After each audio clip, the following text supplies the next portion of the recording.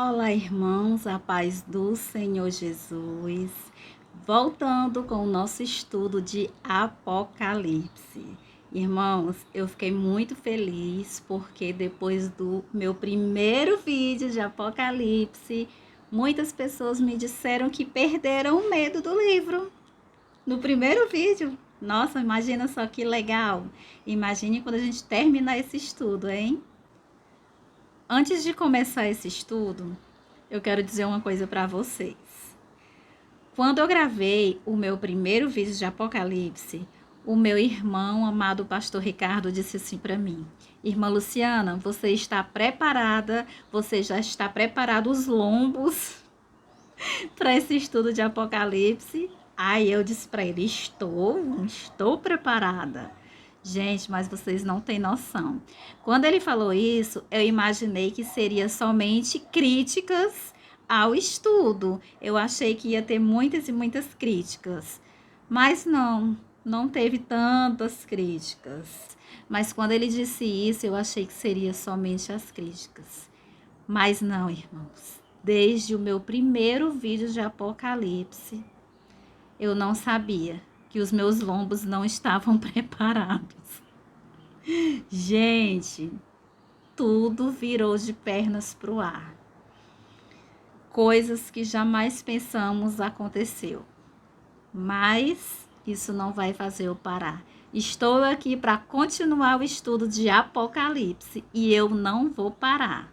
Então vamos para Apocalipse capítulo 1. Nós vamos estudar do versículo 9 ao 20, tá bom? Vamos lá. Eu, João, irmão e companheiro de vocês na tribulação, no reino e na perseverança em Jesus.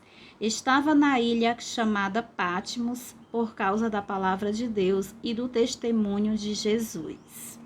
Vejam que João, ele se apresenta aqui como um irmão e companheiro dos crentes da Ásia. João, ele não se sente melhor do que os outros crentes só porque está recebendo uma grande revelação dos céus. Aquela condição dele de receber revelação diretamente do Pai poderia enaltecer ele, como muitos irmãos fazem, né? Quando recebem uma profecia, já se acha o tal. Mas João não. João começa chamando os outros crentes de irmãos. João, ele se apresenta como um irmão que participa tanto das alegrias como também das provas da igreja. Primeiro, João se apresenta como companheiro dos crentes na tribulação. A tribulação, irmãos, está no meio de nós, está no meio da igreja. Não adianta a gente fugir dela. Não pense que aceitar Jesus é só uma vida maravilhosa, não. A igreja está no meio da tribulação.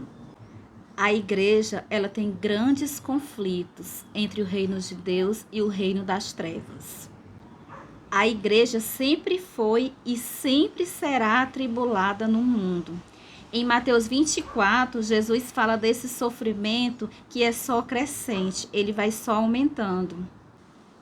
Em Mateus 24, fala do princípio das dores, fala das perseguições aos discípulos, fala da grande tribulação. Fala das traições, fala da apostasia da igreja, fala das perseguições que até hoje nós sofremos.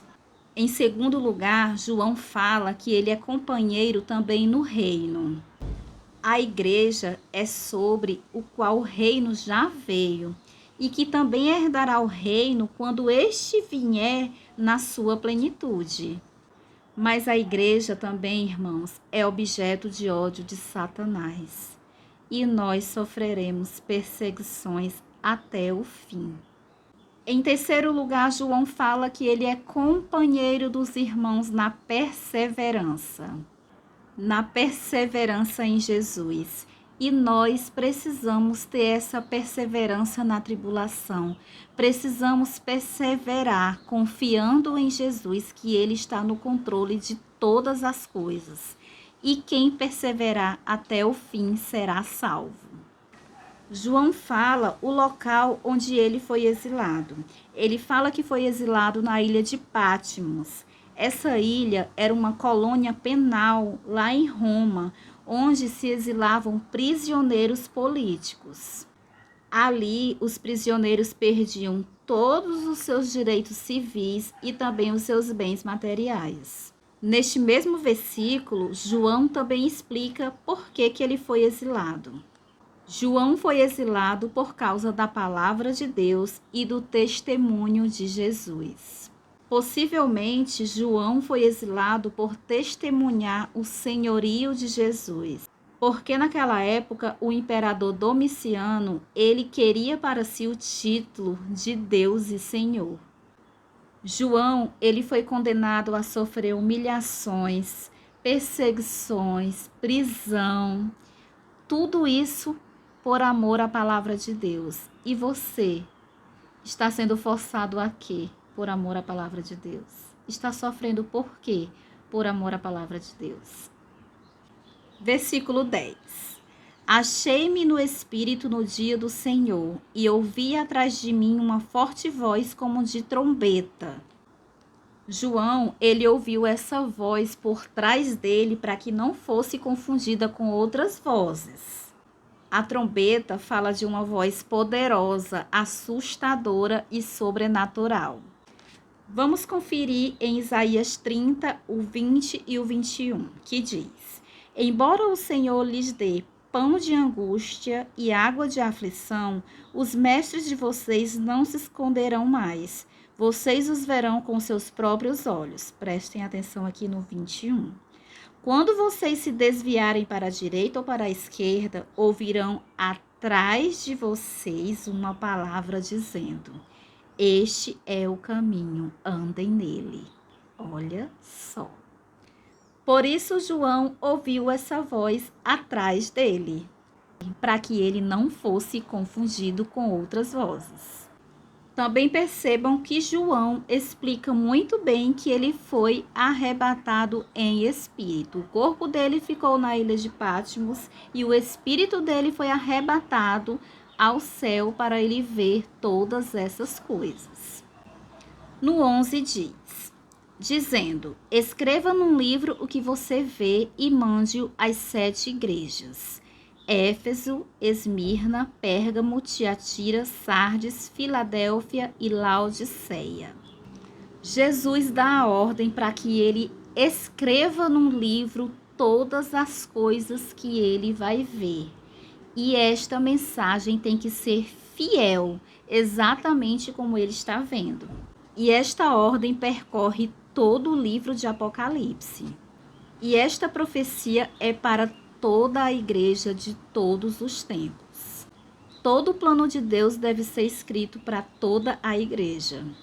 A ordem também é muito clara. Escreve às 7 igrejas da Ásia. Essas cidades, irmãos, eram sedes administrativas e por isso elas se concentravam cultos ao imperador. Vamos ler o 12. Voltei-me para ver quem falava comigo, e ao me voltar vi 7 candelabros de ouro. Percebam, irmãos, que antes de João ver o noivo, que é Jesus, ele vê a beleza da noiva, que é a igreja. Primeiro ele vê a igreja. Então, irmãos, o mundo vê Cristo através da igreja. É através de nós que o mundo vê Jesus. É por isso que nós temos que ser exemplo. É por isso que nós temos que ser a luz do mundo. É por isso que onde a gente chegar, nós temos que ser reconhecidos como crentes, como cristãos, como a luz do mundo. É por isso que ninguém vai ver Jesus senão por meio da sua igreja. É por isso que nós temos que pregar a palavra de Deus. Só nós crentes podemos pregar a verdadeira palavra de Deus e ajudar os nossos irmãos a encontrarem a salvação, assim como nós. Nós devemos refletir luz aonde a gente for. Se você liga na tomada e a luz não acende, a lâmpada não acende, o que você faz com ela? Você tira ela e joga fora, não é? E substitui por outra. Se você não iluminar, O que você acha que Jesus vai fazer com você? Pense bem. Versículo 13. E no meio dos candelabros, um semelhante a um filho de homem, com vestes talares e cingido à altura do peito com um cinto de ouro. O versículo 13 fala de Jesus como sacerdote e rei. Ele nos conduz a Deus e reina sobre nós. Versículo 14. A cabeça e os cabelos dele eram brancos, como a alva lã, como neve. Os olhos eram como chamas de fogo. Sua cabeça, irmãos, fala da sua divindade, da sua santidade e da sua eternidade. E a cabeça alva também é um símbolo de honra e transmitia a ideia de sabedoria. E os seus olhos fala da sua onisciência. Sua onisciência, onde ele tudo vê. Versículo 15. Os seus pés eram semelhantes ao bronze polido, como que refinado numa fornalha. A voz era como o som de muitas águas. A voz de Cristo é a última palavra, é a única que tem razão. Versículo 16. Na mão direita ele tinha 7 estrelas, e da sua boca saía uma afiada espada de 2 gumes. O seu rosto brilhava como o sol na sua força. A mão direita é a mão da ação, a mão com que ele age e governa. Isso mostra o seu cuidado com a igreja. Ninguém pode arrebatar você das mãos de Jesus. Essa palavra que fala aqui nesse versículo, irmãos, não é a palavra do evangelho, dessa vez não. É a palavra do juízo. Essa é a sentença do tribunal, onde vai ser proferida a sentença, e sem contestação. Você não terá mais o que fazer nem o que falar. O seu rosto aqui já não é mais a visão de um Cristo servo, perseguido, preso, esbofeteado, mas de um Cristo cheio de glória. A luz do sol supera o brilho de Cristo. Vamos ler o 17. Ao vê-lo, caí aos seus pés como morto, porém ele pôs sobre mim a mão direita, dizendo: não tenha medo, eu sou o primeiro e o último. Cristo aqui se mostra como o Criador de todas as coisas. Ele é o primeiro e o último. Cristo é enaltecido e vitorioso sobre o último inimigo, que é a morte. Percebam, irmãos, que quando João viu a glória de Deus, ele caiu, ele se prostrou. O mesmo João que há um tempo atrás deitou no peito de Jesus, agora ele cai aos seus pés como morto. Assim como Isaías, Ezequiel, Daniel, Pedro e Paulo, eles também passaram pela mesma experiência e contemplaram a glória de Deus. É impossível ver a glória de Deus e não se prostrar. Sabe, irmãos, eu fico pensando, eu vejo igrejas onde ficam pessoas pulando, rodando, gritando. Não que não seja uma forma de adorar a Deus, não estou dizendo isso. Mas eu fico pensando, será que essas pessoas se prostram aos pés do Senhor? Porque quando eu e Patrícia, nós estamos orando, quando eu e Patrícia, nós estamos intercedendo por uma causa que para nós é impossível, para o mundo é impossível, de vez em quando a gente entrava num canto da minha casa, se prostrava, chorando, aos pés do Senhor, prostradas no chão, literalmente, e pedindo a Deus por muitas coisas que aqui eu não posso dizer. Mas foi assim. A vitória foi dada se prostrando aos pés do Senhor. Não foi pulando, não foi rodando. O mesmo Jesus que acalmou muitas vezes os discípulos dizendo não temas, agora também está dizendo para João, não temas. A revelação da graça de Jesus sobre nós, a sua igreja, põe o apóstolo João de pé novamente para cumprir a sua missão. Versículo 18. E aquele que vive, estive morto, mas eis que estou vivo para todo sempre, e tenho as chaves da morte e do inferno. João está diante do Cristo da cruz, aquele que morreu, mas que venceu a morte. Ele não apenas está vivo, mas ele está vivo para sempre. Ele não só venceu a morte, mas ele tem as chaves da morte e do inferno. Morte é um estado, Hades é um lugar. Tanto a morte quanto o Hades serão lançados no lago de fogo no juízo final. Quem tem as chaves tem autoridade. Jesus recebeu as chaves e tem autoridade sobre os céus e sobre a terra. Agora, a morte não pode mais nos afligir nem nos destruir, porque Jesus ele tem as chaves. Ele tem as chaves e pode levar todos nós para a vida eterna. Versículo 20. Quanto ao mistério das 7 estrelas que você viu na mão direita e quanto aos 7 candelabros de ouro, as 7 estrelas são os anjos das 7 igrejas e os 7 candelabros são as 7 estrelas. Aqui está explicando o versículo 12 e o 16. Então, você volta lá no versículo 12 e no versículo 16 para conferir, tá bom? Então, os 7 candelabros, ao meu entendimento, são as 7 igrejas. E as 7 estrelas, como diz aqui, são os anjos das 7 igrejas, que são os pastores. Finalizando esse estudo com uma reflexão. Irmãos, depois de lermos todo este capítulo, vamos refletir um pouco e pensar.